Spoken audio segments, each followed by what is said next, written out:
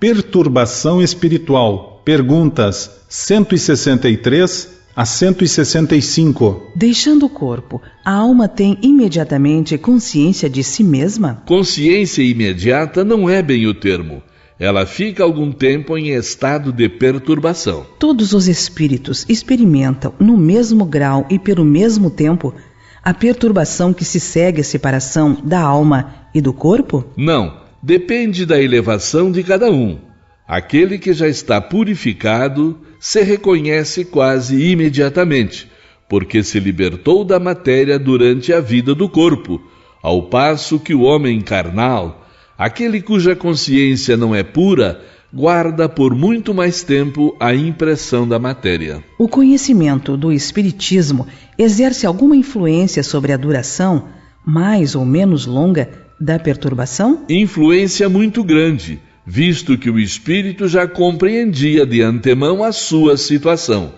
Mas a prática do bem e a confiança pura exercem maior influência. No momento da morte, tudo a princípio é confuso. A alma precisa de algum tempo para se reconhecer. Acha-se como que aturdida, no estado de um homem que despertou de profundo sono e procura compreender a sua situação. A lucidez das ideias e a memória do passado lhe voltam à medida que se apaga a influência da matéria, da qual acaba de se libertar, e se dissipa a espécie de nevoeiro que lhe obscurece os pensamentos. A duração da perturbação que se segue à morte é muito variável. Pode ser de algumas horas, como de vários meses, e até de muitos anos. É menos longa naqueles que, desde a vida terrena, se identificaram com o seu estado futuro, pois esses compreendem imediatamente a posição em que se encontram. Essa perturbação apresenta circunstâncias particulares de acordo com os caracteres dos indivíduos e, principalmente, com o gênero de morte. Nas mortes violentas, por suicídio, suplício, acidente, apoplexia, ferimentos, etc., o espírito fica surpreendido, espantado, não acredita que esteja morto e sustenta essa ideia com obstinação. No entanto, vê o seu próprio corpo, sabe que esse corpo é seu, mas não compreende que se ache separado dele. Acerca-se das pessoas a quem estima, fala-lhes e não entende por que elas não o ouvem. Esta ilusão dura até o completo despreendimento do perispírito. Só então o espírito se reconhece e compreende que já não faz parte do número dos vivos. Este fenômeno se explica facilmente. Surpreendido pela morte imprevista, o espírito fica atordoado com a brusca mudança que nele se operou. Considera ainda a morte como sinônimo de destruição, de aniquilamento.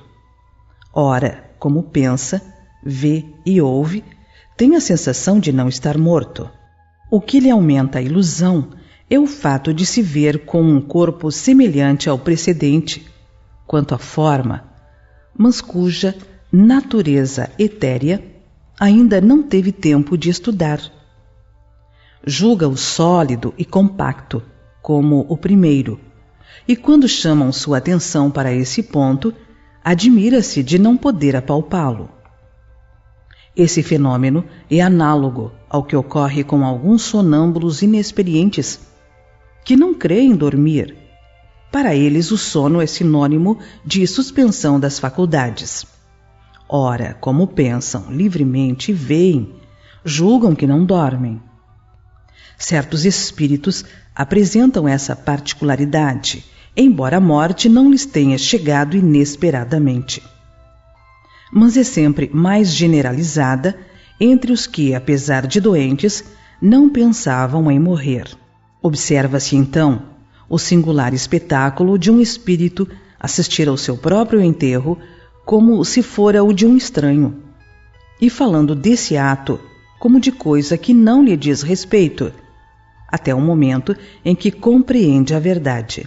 A perturbação que se segue à morte nada tem de penosa para o homem de bem. É calma e em tudo semelhante àquela que acompanha um despertar tranquilo.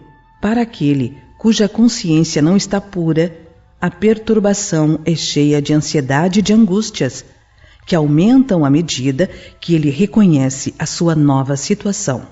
Nos casos de morte coletiva, tem sido observado que nem todos os que perecem ao mesmo tempo tornam a ver-se imediatamente. Na perturbação que se segue à morte, cada um vai para o seu lado ou só se preocupa com os que lhe interessam.